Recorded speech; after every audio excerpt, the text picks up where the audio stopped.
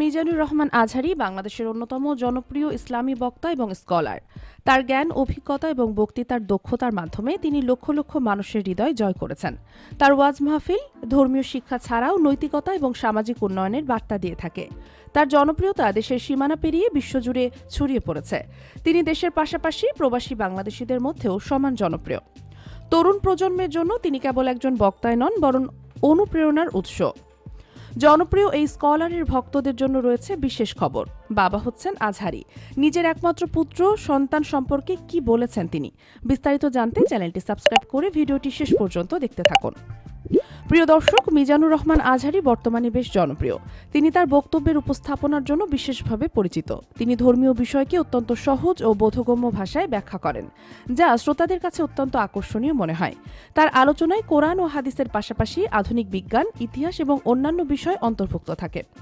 তিনি ইসলামের শিক্ষাকে সমসাময়িক প্রসঙ্গে ব্যাখ্যা করতে দক্ষ।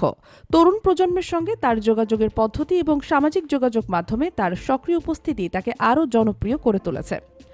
আজহারীর শিক্ষাগত পটভূমি তাকে বিশেষ স্বতন্ত্রতা দিয়েছে।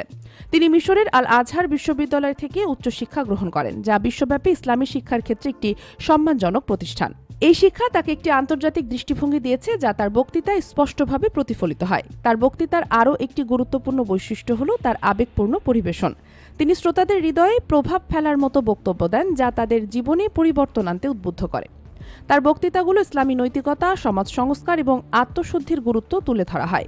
মিজানুর রহমান আজহারীর ওয়াজ মাহফিল বাংলাদেশের ইসলামী সংস্কৃতির একটি গুরুত্বপূর্ণ অংশ হয়ে উঠেছে। তিনি তার মাহফিলে সাধারণত পবিত্র কোরআনের আয়াত এবং হাদিসের আলোকে জীবনের বিভিন্ন বিষয় নিয়ে আলোচনা করেন।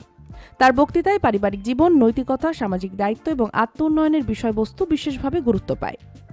আজহারীর ওয়াজ মাহফিল কেবল ধর্মীয় বিষয় নয়, বরং সমাজের বিভিন্ন সমস্যার সমাধানের পথ প্রদর্শন করে। তিনি যুব সমাজের প্রতি বিশেষ মনোযোগ দেন এবং তাদের ধর্মীয় অনুশীলনে উৎসাহিত করার জন্য বিভিন্ন উদাহরণ প্রদান করেন।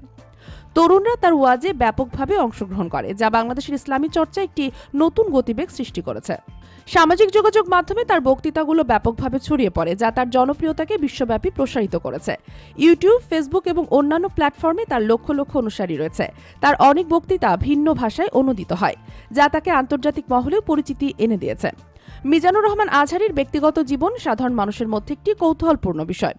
তিনি বিবাহিত এবং তার এক স্ত্রী ও 2 মেয়ে রয়েছে। তার স্ত্রী একজন ধার্মিক এবং সুশিক্ষিত নারী, যিনি তার জীবনের প্রতিটি ক্ষেত্রে তাকে সমর্থন করে চলেছেন। আজহারীর বক্তব্যে প্রায়ই তার পরিবারের প্রতি ভালোবাসা এবং দায়িত্বের কথা উঠে আসে। মেয়েদের কাছে তিনি একজন আদর্শ পিতা। তিনি বলেন, একটি সুখী এবং ধর্মীয় মূল্যবোধ সম্পন্ন পরিবার গঠনের জন্য পারিবারিক বন্ধন অত্যন্ত গুরুত্বপূর্ণ। আজহারীর আরও একটি ব্যক্তিগত আকাঙ্ক্ষা হলো একটি পুত্র সন্তানের। তিনি আল্লাহর কাছে পুত্র সন্তানের জন্য প্রার্থনা করেছেন, কারণ তিনি বিশ্বাস করেন যে একটি পুত্র সন্তান তার পরিবারের ধারাবাহিকতা একটি গুরুত্বপূর্ণ ভূমিকা রাখতে পারে এবং ভবিষ্যতে ইসলামী শিক্ষার প্রচারে সাহায্য করতে পারে।